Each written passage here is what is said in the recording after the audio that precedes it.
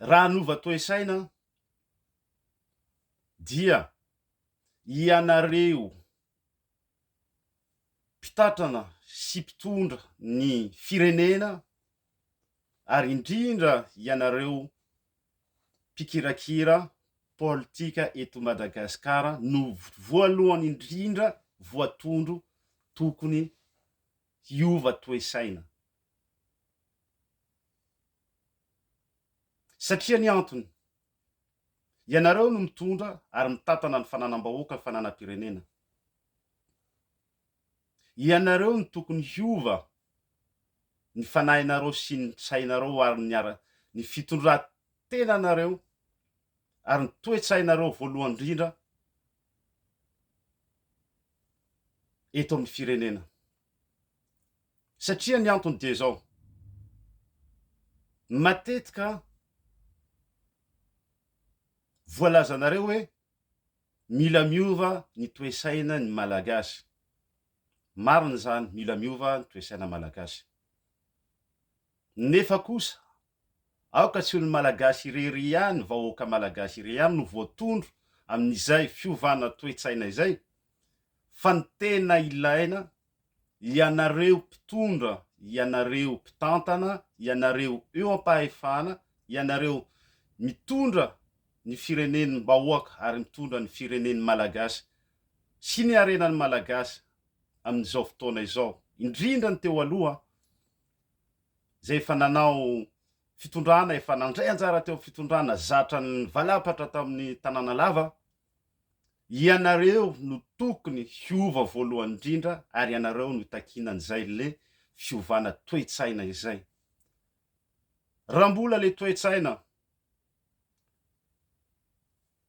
fitadiavan-tombotsoa ara-batana manokana, raha mbola le toe-tsaina fangoronan-karena, raha mbola toe-tsaina tsy misy ny fitiavan-tanindrazana sy ny mpiray firenena, dia mbola ny fahatrana sy ny fikorosanana no tonga eto amin'ny firenena. Tsy ny malagasy sy ny vahoaka tsotra ane no mitantana ny firenena fa ianareo e. Ka raha ny toe-tsainareo no tsy miova, dia mbola ny malagasy tsotra sy ny vahoaka tsotra ihany no hijinja ny ratsy ary hijinja ny valin'izany tsy hiovan'ny toe-tsainareo zany.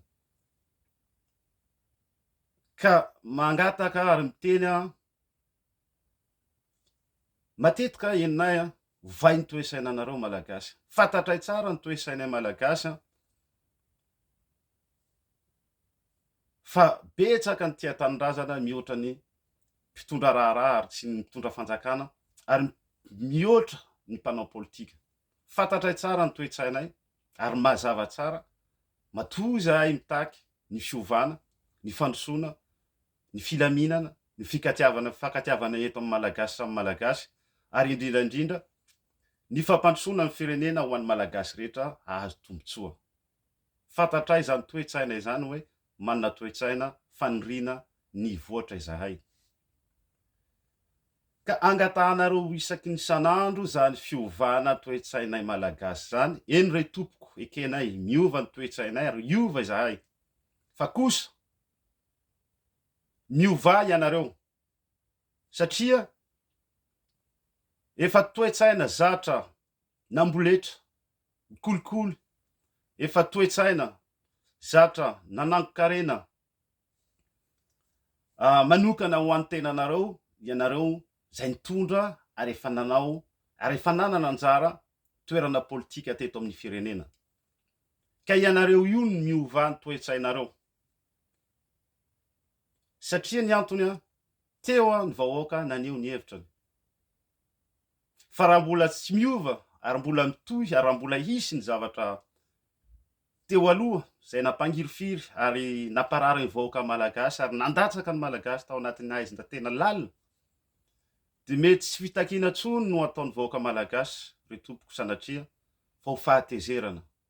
Ka ovay ny toe-tsainareo mba ho olona tokisana ianareo, mba olona anana indrindraindrindra ny fitiavam-pirenena, fitiava-tanindrazana sy ny fitiavana ny mpiray tanindrazana. Misaotra betsaka tompoko.